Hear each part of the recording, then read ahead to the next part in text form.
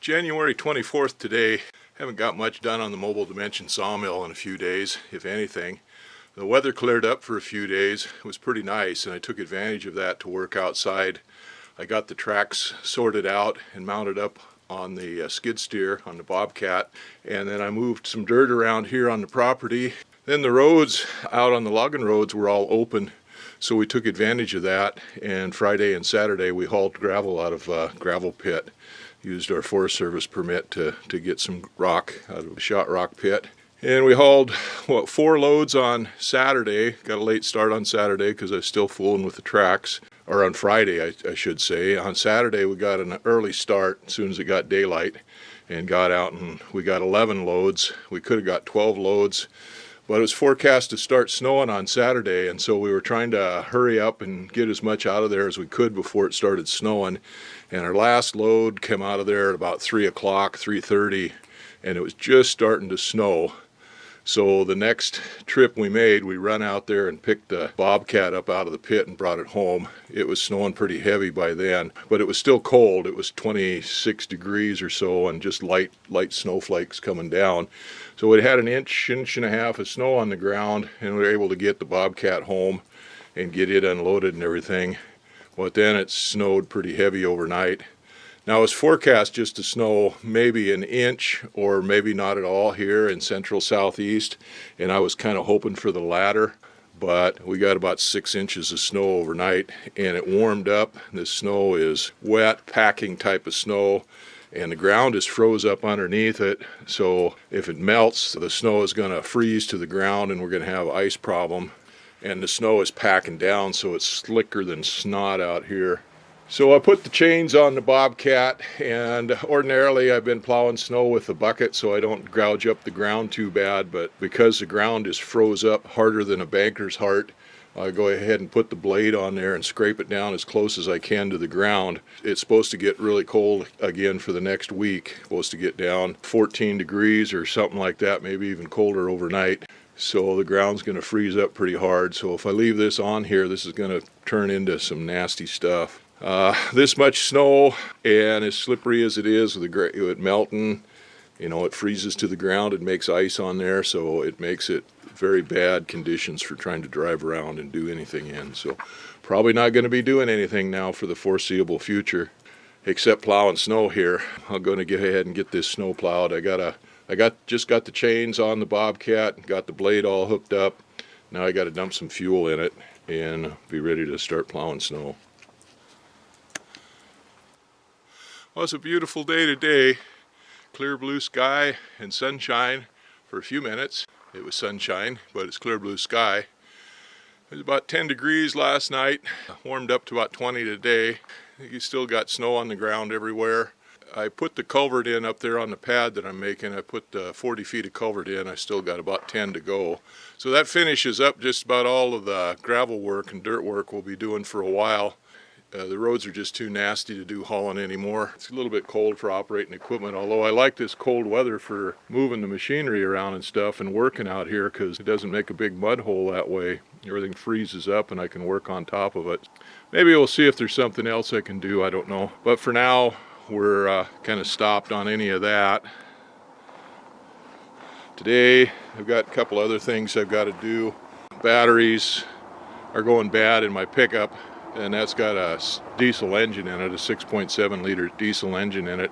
Takes two 12-volt batteries to get enough amperage to turn it over, and I've been having trouble getting it started early in the morning when we get up to take the dogs for their morning run, so I got 2 new batteries to put in it. I need to fix the block heater cable on it. The plug on it has gotten bad. Too many times driving off without unplugging it, I guess. Well, anyway, we've got the shop warmed up inside. I've been doing a little bit of work on the mobile dimension sawmill parts in there, taking those apart. I found a couple of bearings that I haven't ordered yet. I have to get the numbers off of those and see if I can get those on order. But I've got the parts broken down, a bunch of them, and put in the sandblast cabinet so we can get those sandblasted and painted. and I've got to work on a couple of chainsaws. We got timber marked out in the road to cut to make timbers for this warehouse we got to build for all the junk take out of the house so we can keep working on the house. Anyway, I've got timbers marked out in the Forest Service land for that, so I can go start cutting those down. And it's cold and there's a little bit of snow on the ground and stuff, but it's not anything that would stop me from cutting trees down. In fact, it's ideal for that. It's dry weather, so I'll get busy and get that done. So anyway, that's the project of the day. I'll get those batteries changed and that pickup set up for the cold weather, get those saws tuned up and stuff, and then keep working on that Mobile Dimension sawmill a little bit. I'm working on that Mobile Dimension sawmill, and I've been tearing it apart here. I got a lot of the pieces taken apart, bearings ordered and stuff for it, and then I put a bunch of stuff in the sandblasting cabinet to get it sandblasted, and then we'll get it painted. But one of the things I've got to do, I've got this bearing here that goes on the yoke. This is the bearing that rides on the shaft that drives the edger blades, and this raises up and down the adjustable edger blade. And this bearing in here is not in very good shape. It's pretty tight. Well, anyway, I've got to get a new bearing for this, and so I've got to press this bearing out. I'm going to go ahead and make a press for it, or make jigs for it for pressing it out. So the first thing I'm going to do is make a base for it to hold this bearing housing itself, and then I'll make a slug that'll go over this to press the bearing out of this housing. So I've got a piece of scrap.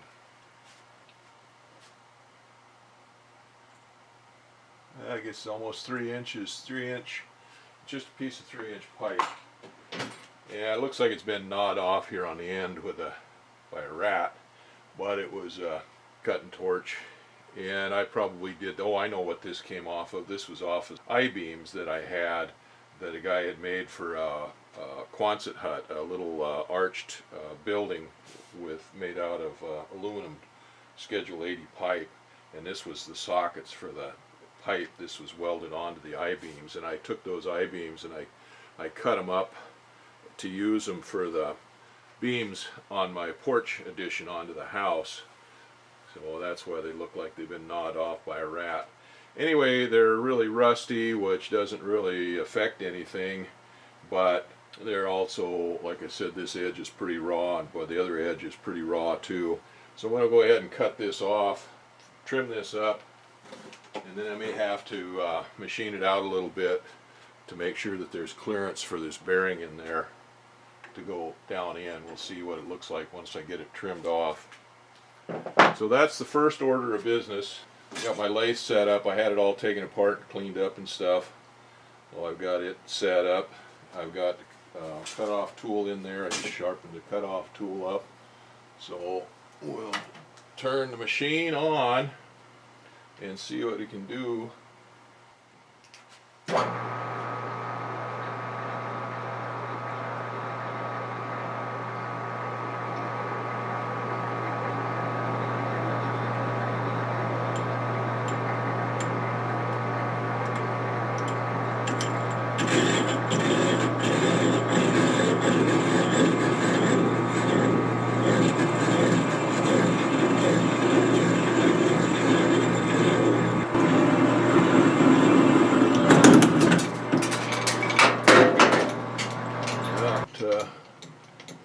Just cut off.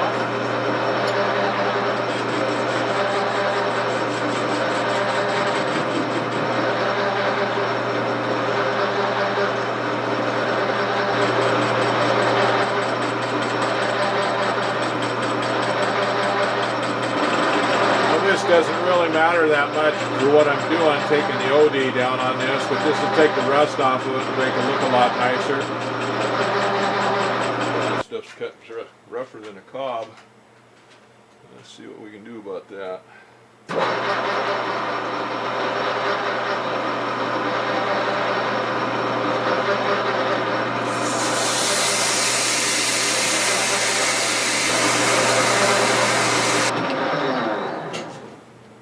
That's better. That's better.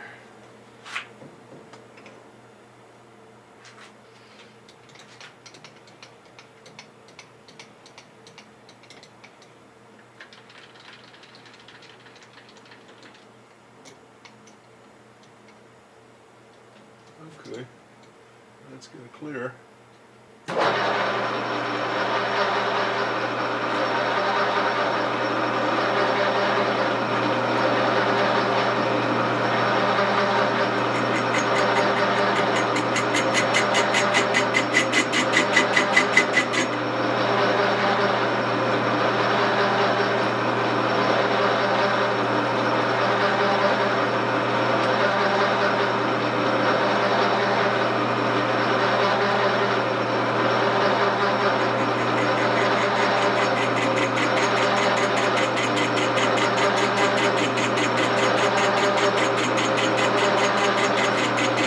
What I need to do is make that inside diameter of that pipe so that it fits over the outside diameter of this bearing so I can press it out of there.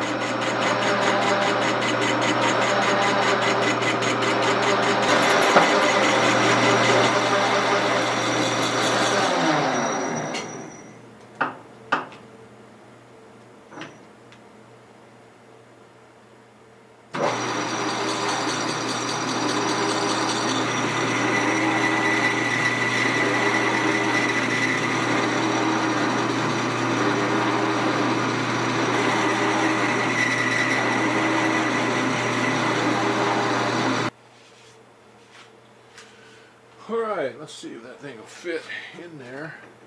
Oh yeah, just like a glove, just like it was supposed to. It's a little sloppy, but that's just perfect. Okay. A little chamfer on that edge.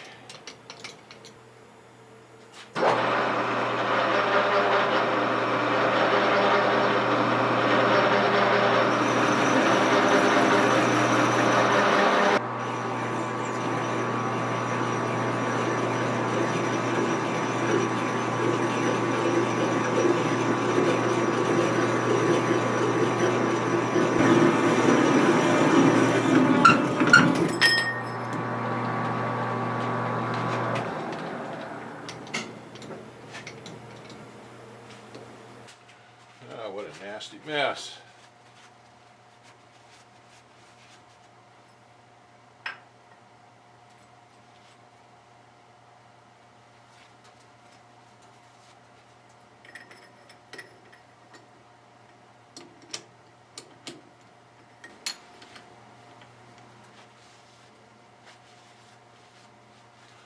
Like I said, there's still pretty good pits in there, but this is not jewelry.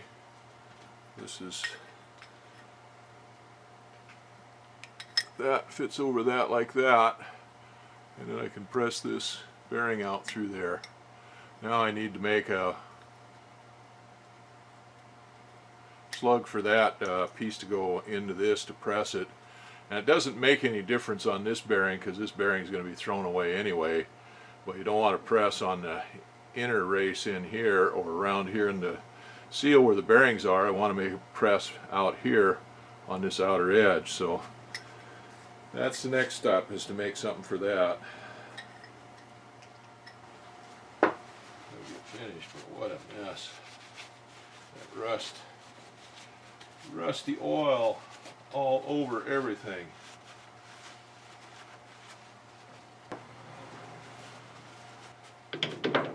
This is the piece I got.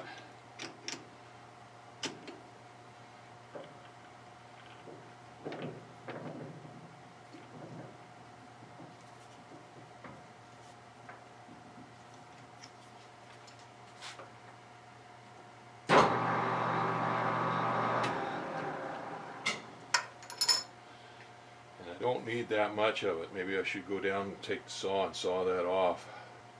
But first, I think I'm going to face off this end. That's got a rough saw cut on it.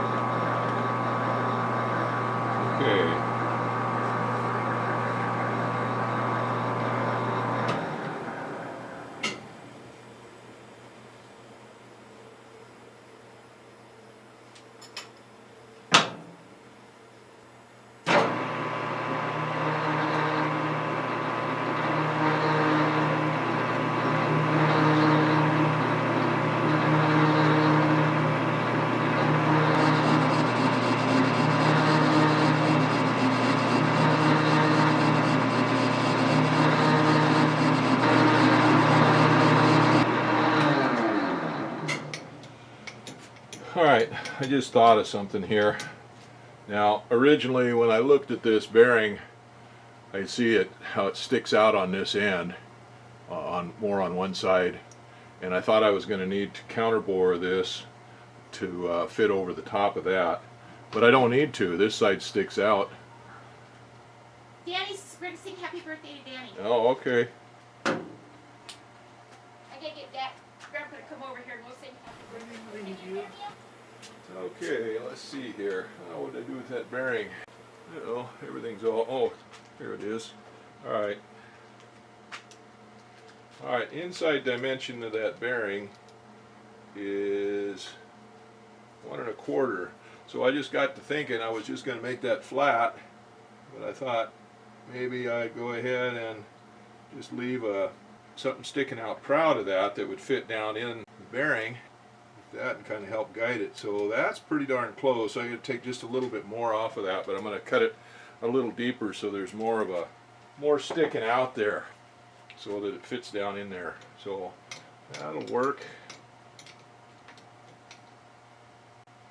Had to go sing happy birthday to my baby son. He turned what, 43 today. Wow.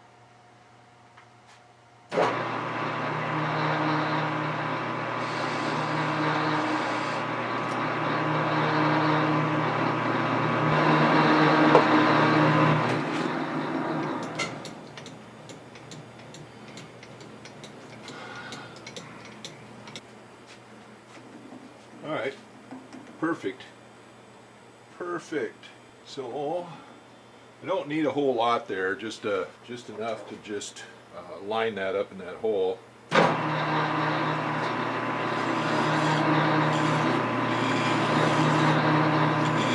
just take the sharp edge off that a little bit.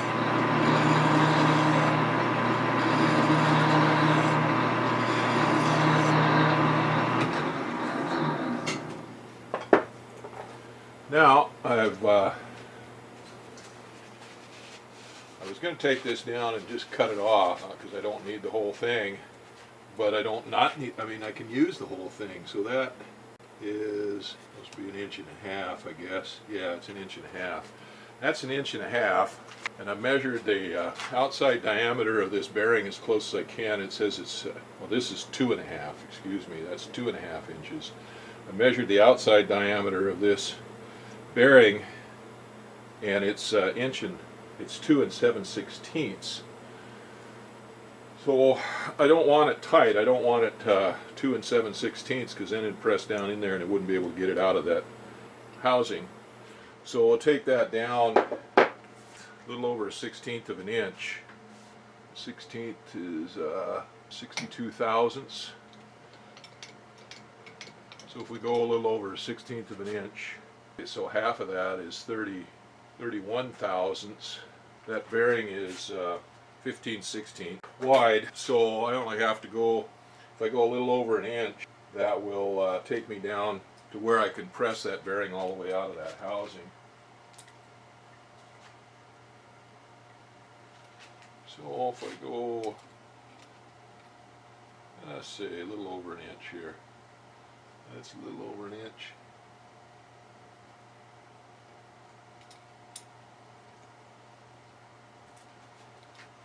Let's see, get the big Sharpie here.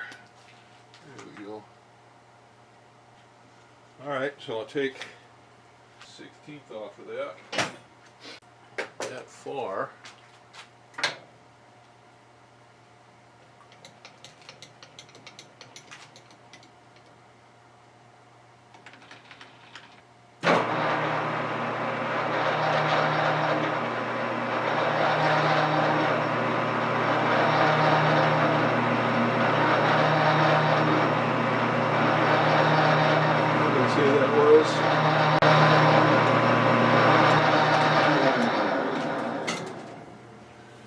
Alright.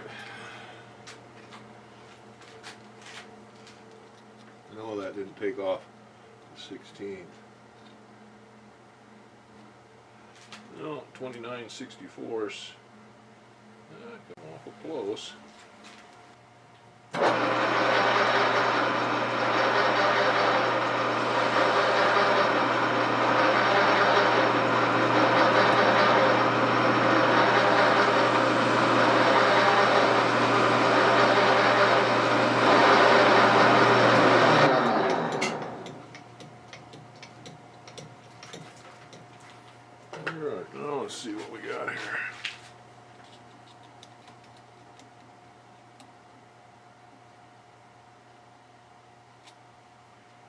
253.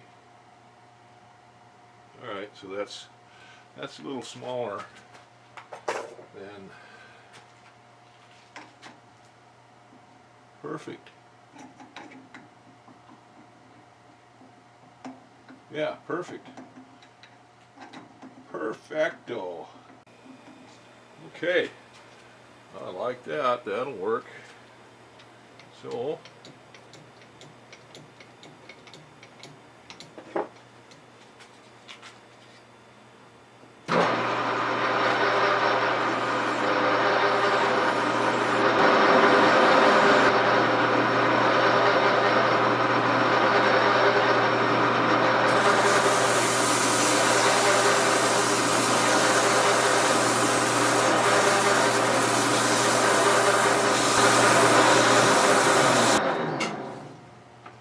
okay, now that's going to work.